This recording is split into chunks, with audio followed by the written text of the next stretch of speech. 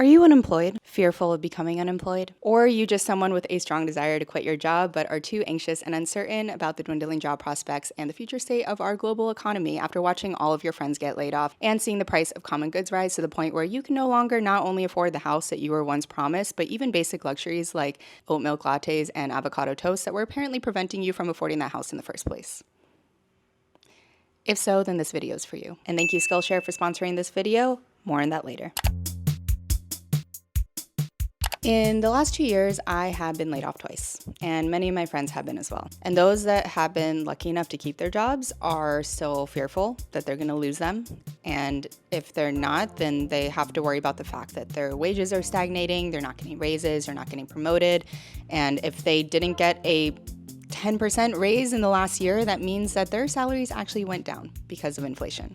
And no, this isn't the first time the job market has gone through something like this, but it does feel a little bit different this time. And a big part of that is because the traditional 9-to-5 that we were once told would provide us stability and security and everything we wanted out of life until the day we retired is now slowly going away. Let's get into it. Now, there are two factors at play here that have drastically changed the way we work. And the first is the reduced loyalty between the employer and the employee.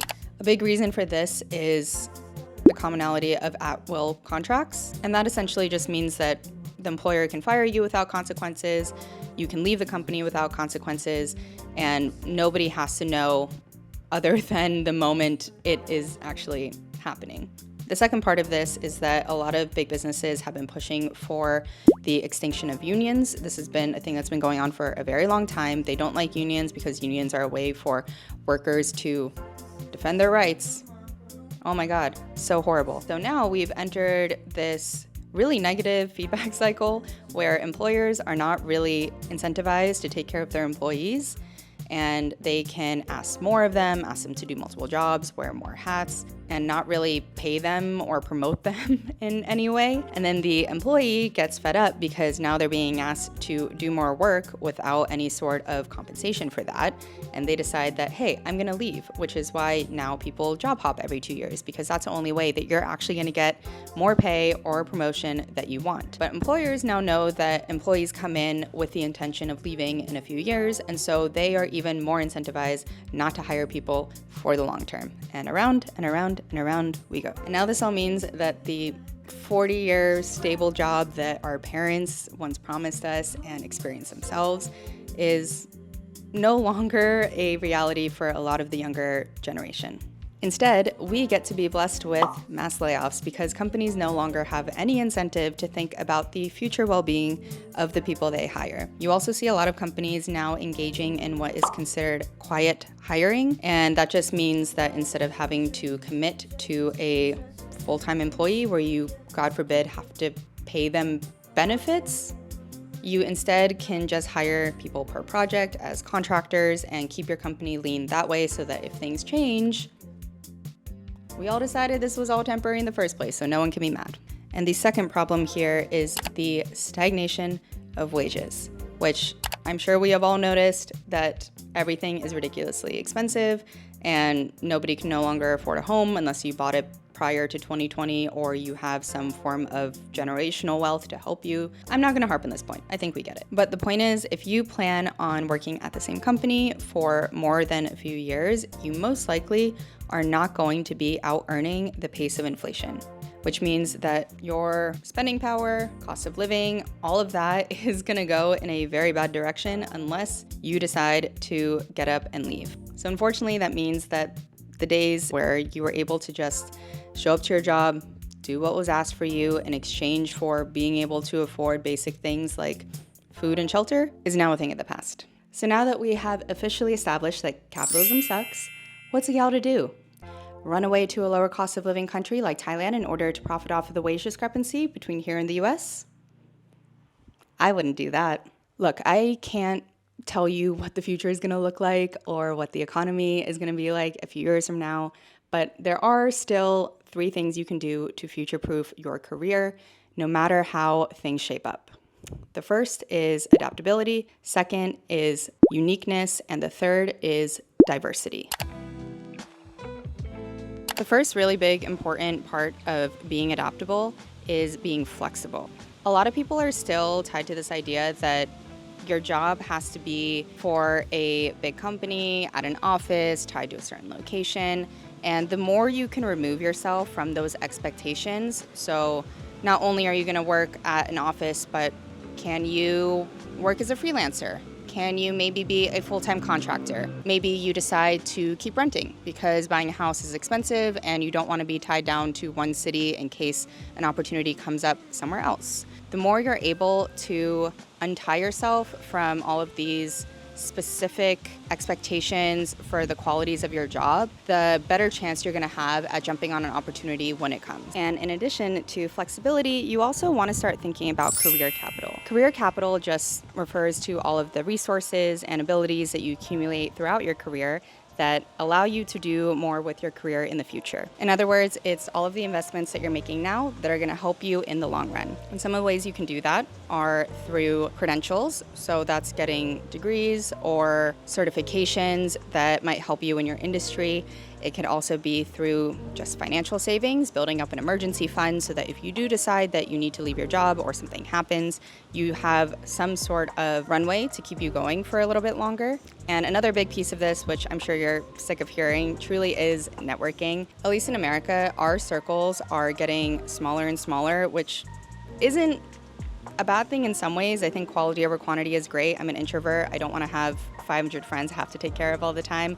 But there is a social networking term called weak ties. And weak ties refer to all of the acquaintances and the people that are not necessarily your closest friends and families. They are still part of your overall network. And these are the people that usually bring in the most opportunities and creative ideas and just introduce you to new ways of living and thinking because they're not necessarily in the same echo chamber of the 5 people you most surround yourself with. And it's really important to keep maintaining those connections and building those connections, whether that's through joining a sports league, if you're a part of a church, getting involved in that, maybe just being a part of your neighborhood or community. Building those weak ties are what's really going to give you a lifeboat when and if crap hits the fan in the future. And probably the biggest part of building career capital is honestly just being open to learning and being willing to learn new skills, learning how to learn, which is a whole video in itself. Nowadays, it's not enough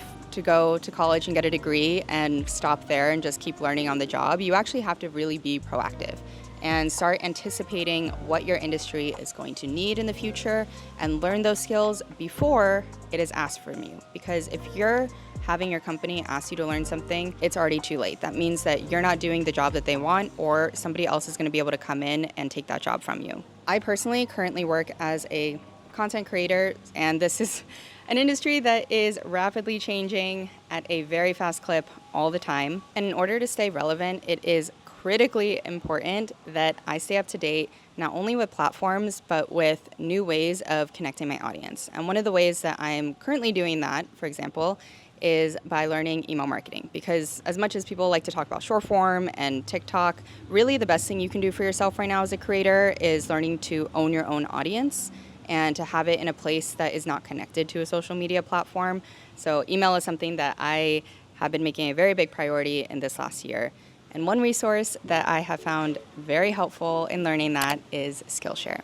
So Skillshare has a community of thousands of classes in topics like productivity, design, business, pretty much anything you can think of. And all of it is self-paced. You're able to fit it into your own schedule, especially if you work a full-time job. And all of the classes are also outcome-oriented, which means they're teaching you practical skills you can actually apply directly and immediately in your life. And because there are so many members who come from creative backgrounds and are looking to build their own businesses, there's a ton of content out there on building your brand, building side hustles, how to be a solopreneur, or just creating passive income streams in general. And one of the newer features that I actually learned about recently that I think is pretty cool is called their learning paths. This is essentially just a group of curated classes. So instead of picking and choosing each class directly, you can just say, I want to learn about this specific subject, and they'll give you a list of different classes that actually build on each other and make sense together to help you learn specifically what you're looking for. So for me right now, I want to learn about email marketing, and I've been taking this learning path that that is dedicated directly to that. So I learn a lot about marketing through email, building an email list.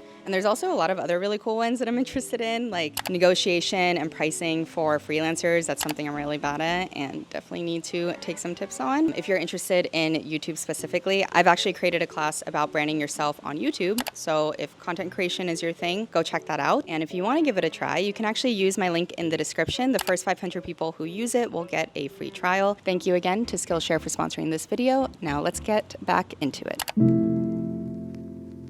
Okay, now that we have talked about how to be adaptable, let's talk about some ways to be unique. Uniqueness, at least in the professional sense, is really just about building a professional brand that makes you irreplaceable. And there's two primary ways you can do this. One is by being the best in the world at what you do. If you choose to just do one thing, and that is a very large, popular thing, then this is going to be very hard. If you want to be the best chess player in the world, best violinist, best front-end software developer, you're probably going to have a lot of competition, and it's not going to be possible for you to stand out just in that area alone. So what you can do is either niche down and become very specific. So instead of being a wedding planner who takes care of all of the northeast of the US, you could specifically be a wedding planner that specializes in month before coordination and takes care of the Sacramento area for budget brides looking for rustic weddings. That way, your competition and the people who are able to offer exactly what you offer becomes a lot smaller. It's also a little easier to be the best in class when you are early. So people who got onto YouTube, for example, back in 2010 had a way easier chance of being known and getting views because there were so few people on the platform at that time. Or the people who are going into AI now, for example, if you're an AI engineer, everyone wants you. Whether you're mediocre, great, you don't even have to be the best at it. Everyone's gonna want you because there are so few who are able to do that job at this moment. But if picking a very specific niche sounds kind of limiting to you, or you're not really sure that you could commit to just one thing forever, the other way to make yourself irreplaceable is to create a very specific and tailored personal brand. So for example, get ready with me. Really popular trend on TikTok right now. Lots of girls are doing it. They're a dime a dozen. But Alex Earl, she can charge any amount she wants to any brand for doing the exact same thing, simply because she is Alex Earl. She is not replaceable if you take any other person and do the same exact format as her. Same with Emma Chamberlain. She did very down-to-earth, lo-fi style vlogs, and a lot of people do that now too, but no brand is going to go up to a random person who's making just a very simple vlog and say, here's $100,000 to promote my product. They're only going to do that to Emma Chamberlain because they want the Emma Chamberlain name. So either you are going to be the best at what you do, regardless of who is doing it, or you are going to make sure that you as a person are what is bringing value to your career. Because at the end of the day, if your job can be done by any other person for the same price or cheaper, you are at the risk of being replaced. Now, while adaptability and uniqueness might make you more appealing to prospective employers, there's still one critical issue that we haven't addressed yet, and that is wage stagnation. The problem is, even if you are the best at what you do, even if you are desirable and you never get laid off, you always have job offers coming in, you're still trading your time for money. And at the end of the day, we all only have 24 hours. So there's only so much you can raise your hourly rate before someone chooses not to pay you that much. So if you want to earn more money, or you want to be able to save, again, going back to that flexibility aspect and making sure that you have proper savings in case something happens, or if you just want to be able to create more income for yourself because you're worried about inflation and your hourly rate isn't keeping up with that, then you're going to have to diversify. And all diversification means is just finding other ways to create money for yourself instead of only relying on the company that is paying you a full-time salary. And I know we're all tired of hearing about the gig economy and we don't want to have to work multiple jobs just to survive. It sucks, yes, but it is the unfortunate reality we are handed with, and there are some ways that you can make it a little bit easier. So number one is passive income. Passive doesn't mean that you're not putting any work, but it does mean that you are leveraging the amount of initial hours you put into a project and getting gains from that over time. So a very classic example of this is investing or real estate. You spend a lot of money up front, and that effort compounds over time and gives you more money even though you're not putting any additional effort. Also, AdSense from YouTube or creator funds, that's another way to get passive income. You create videos upfront and then those videos continue to earn over and over again as time goes on. And this is essentially a way of increasing your hourly wage without actually having to put in more work per hour or having to work more hours because again, we're limited to that 24-hour time period every day. And this is actually a really big reason why I keep saying that having your own business or having your own streams of income that you control is actually more stable nowadays than a full-time job. Because while a full-time job might give you the same consistent paycheck every month, that money can stop and go to absolutely zero overnight, and you will have no heads up. So you go from making however much a year to $0 a year. Whereas if you are running your own business or you have your own income streams, they are still victim to market trends.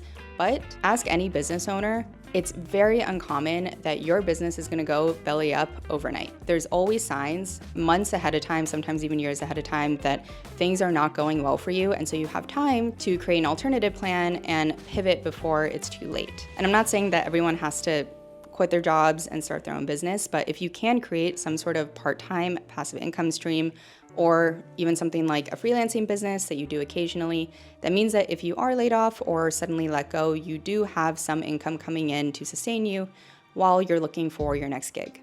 And this really is the key to surviving economic downturns, at least the way that we're gonna experience them in the next few years and probably beyond. Because at the end of the day, no one is immune from market fluctuations. We're all gonna suffer when the economy goes down. But if you're in a full-time job, you're one step removed from how the economy is doing. So if the economy is doing well, the economy is doing bad, it actually doesn't affect you. It's your boss and your boss's boss that decide how it's going to affect you. Whereas when you have your own income streams, you are actually connected directly to how the market is responding. If the market's not responding well, you're allowed to fix it. If the market is responding well, then you get to reap those benefits. And if there's one thing that you take away from this video, let it be that from 2024 and beyond, the only way to survive whatever change is coming is to start taking care of yourself and to stop leaving your economic vitality in the hands of companies that could care less about you. Oh my gosh, I'm so sorry. I've been talking for so long. I haven't let you get a single word in. Here, I'll stop. Tell me what you think about this. Actually, crap, I forgot. I have an appointment. I think I'm late for it. Why don't you just leave your thoughts in the comments below and we'll discuss it there instead. Yeah, you can just see yourself out. And don't forget to sign up for Skillshare before you leave, and I will see you in the next one.